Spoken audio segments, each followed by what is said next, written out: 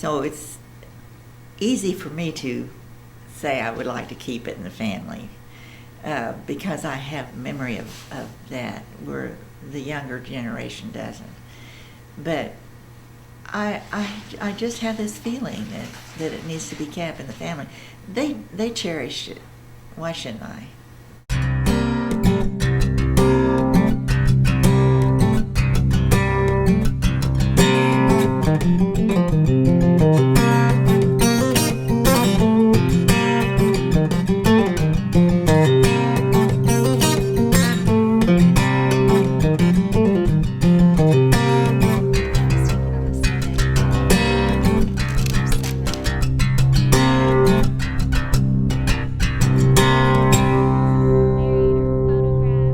It's one of the most iconic images in the Piedmont community.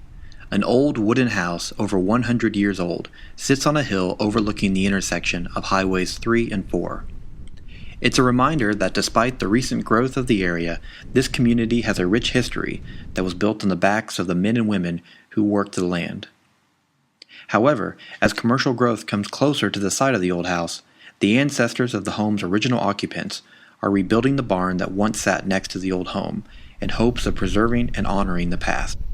The house that's up here on the hill has been in our family for over 100 years. It was my great-great-great-grandparents' house. It belonged to James and Sarah McGranahan.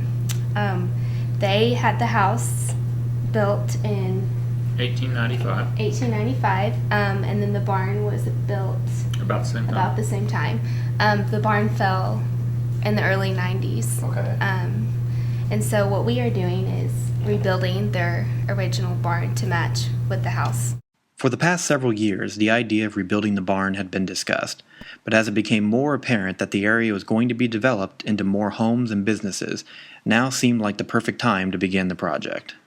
Probably when the McDonald's sign went up. I mean, honestly.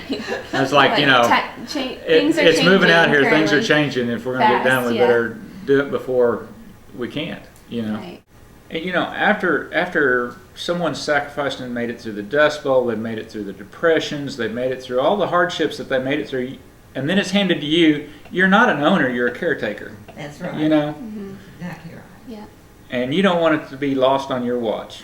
It's been really important to our family to make sure that the land stays in our family. You know, we've had it for 100 years and we like to keep it for another 100 years. And so by rebuilding the barn, this is a project that we want to do to be able to keep it in the land or in the family. I'm hoping one day to be able to use it where people can come in and also appreciate the land and get to, you know, experience what we've experienced, the Oklahoma sunset and some of those things. As far as exactly what we'll do with it, that depends a little bit as we get further down the line and to see how the progress of the building goes. But I'm hoping to definitely open it up to the community at some point, if that's possible, and let everyone enjoy it the way that we've got to enjoy it. For Joanne Yao, the great-granddaughter of James and Sarah McGranahan, seeing the barn rebuilt brings back memories of her own childhood on the farm, and she believes the fact that the property has remained in her family is a testament to the spirit of her ancestors. He was elderly, of course. Sarah was this very strong lady, and she managed things well. She took care of him. She was about 20 years younger than he was, I think. But she died a year after he died, so she couldn't survive without him. And they just made a wonderful couple, you know. You look back and you see all this that they did and what he accomplished. We look at that barn and I'm thinking, how did he get up there to do that barn in those days? How did he put the foundation down? Big blocks of stone was down, and how'd they do all that?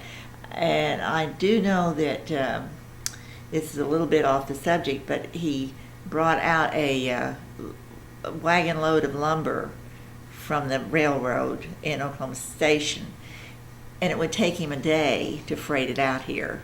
So it was a day away from the original place where he picked up the lumber off the railroad. You know, all that, you just can't ignore that. I mean, you know, that's just part of makes us feel pretty good to know that they work that hard.